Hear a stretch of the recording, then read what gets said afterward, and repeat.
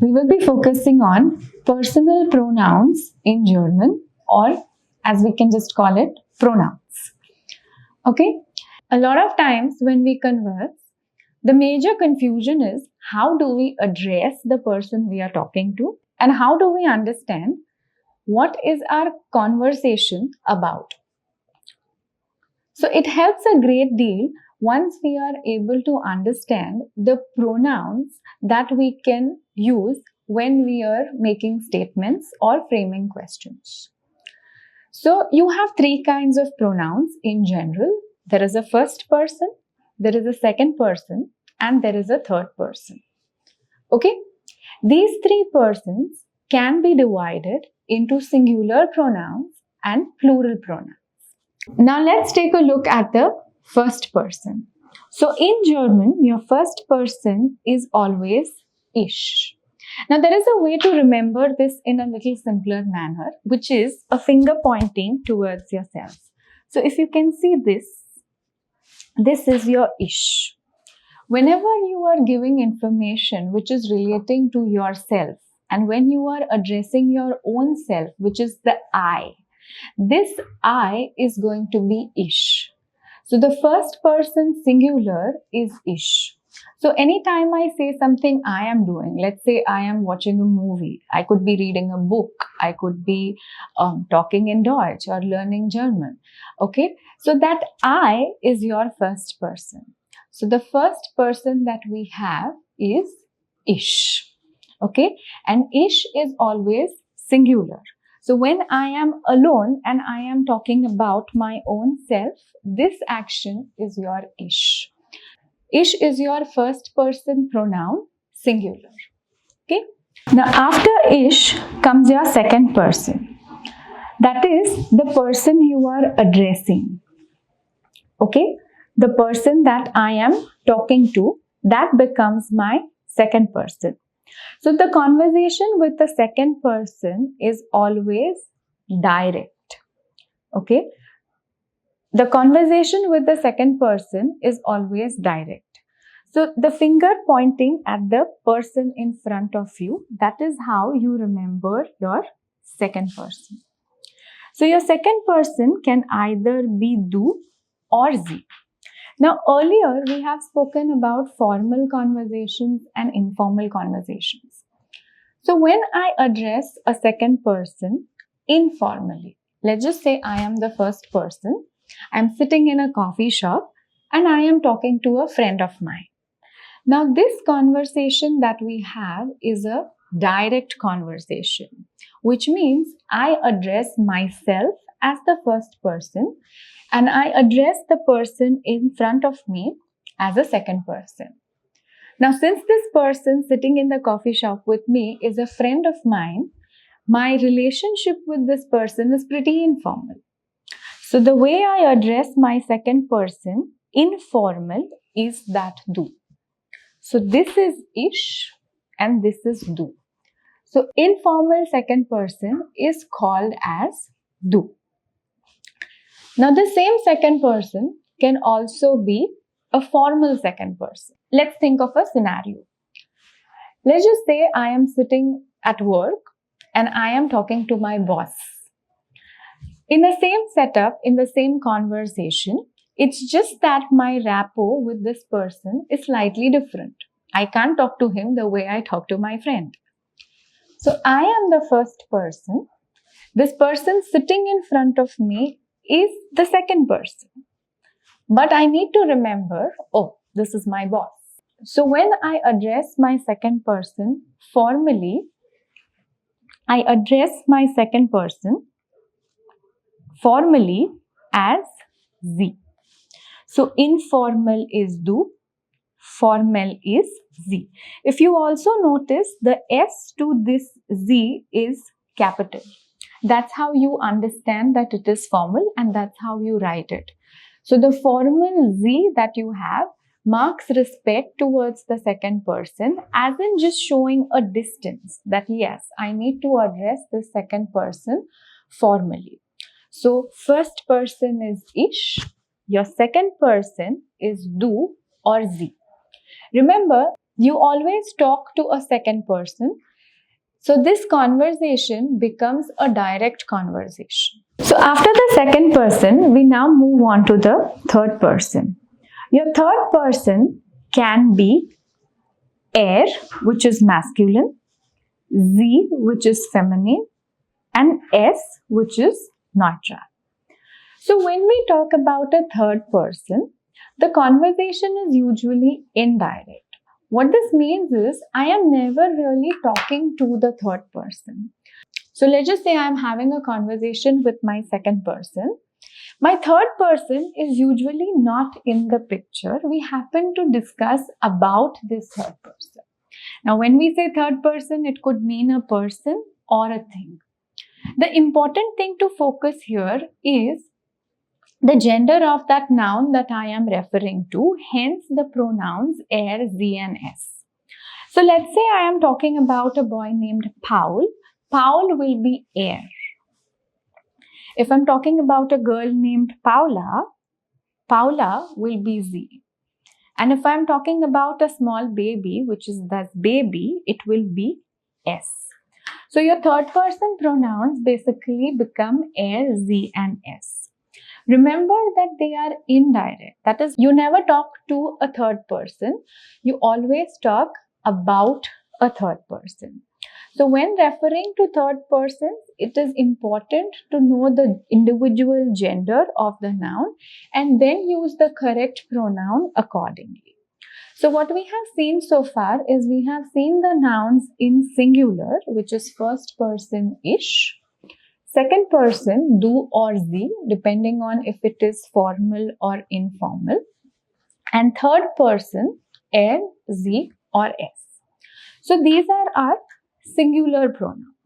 Now when we converse, it is not always possible that our conversations are one-on-one. I could be talking to more than one person at a time, or when I mention about my own self, I might not necessarily be doing something individually. So let's take an example. I address myself as ish when I am doing something alone. Okay, so let's just say I'm reading a book, or I am traveling, or I am learning a language, for example. When I do it by myself and I am addressing only myself, I am ish. But let's say I am not doing a particular activity alone. Let's just say I am doing it together with my family, like travel. So if I am traveling alone, I will address myself as ish. But let's say I'm traveling with my family, then your ish, that is your first person, is not alone. So when you talk of a first person collectively, or let's just say when there is somebody else with your first person, we address that first person as we are. As you can see, we are is a group of people who are doing something together, which is your first person plural. So your first person plural becomes we are. So I do something alone, that is ish. But we do something together collectively, it is we are. So singular, your first person is ish. Plural, your first person is we are. After the first person plural, we go to second person plural. Now, connecting with what I said earlier, it is not always possible to just have a conversation one-on-one. So let's say I'm sitting in a coffee shop, I'm talking to one friend.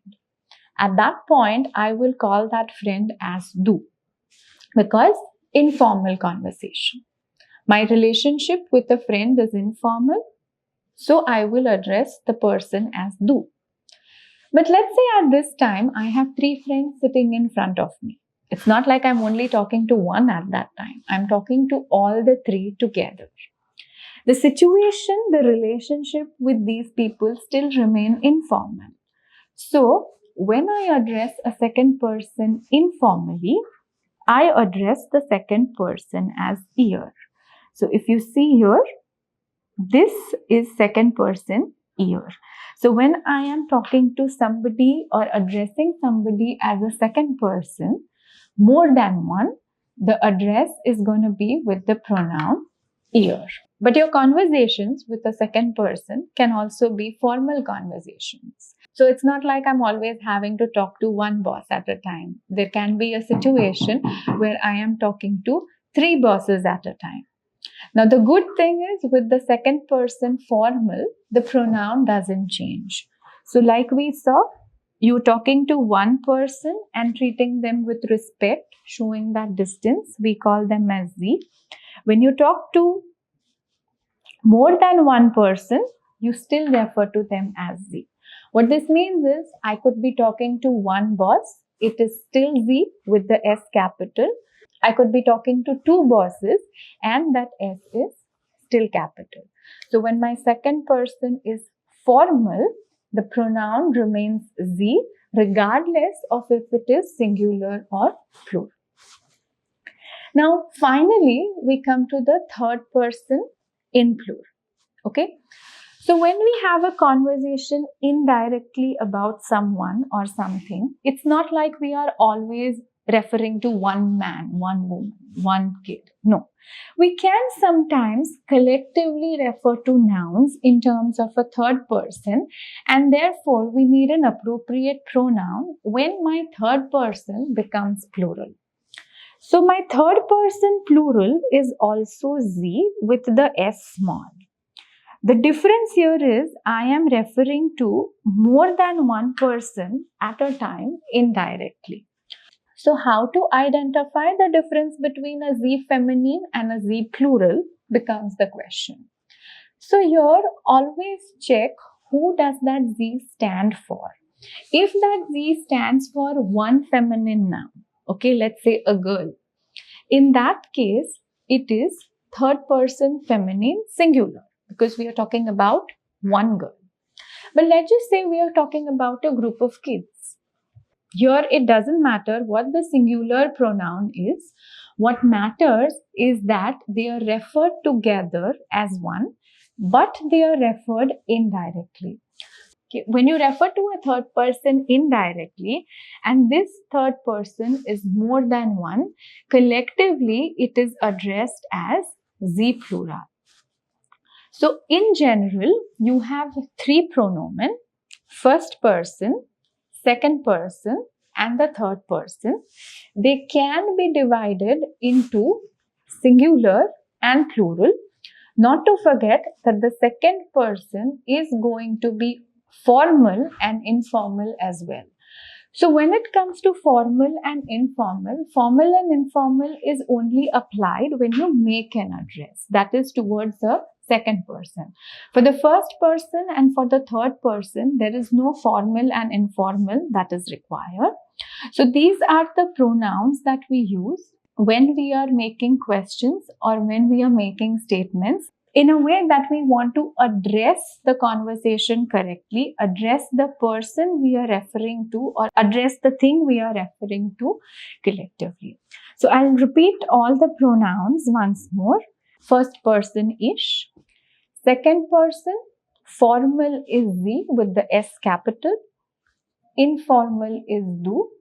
Third person, masculine is er. Feminine is Z. Neutral is S. First person plural is ish plus somebody with that ish, as in the form of a collective group, that is we're. Your second person, when you are talking to more than one people, informally becomes ear. Formally remains Z with the S capital. And your third person becomes Z plural with the S small, but this Z addresses a group of people or a group of things indirectly as a third person.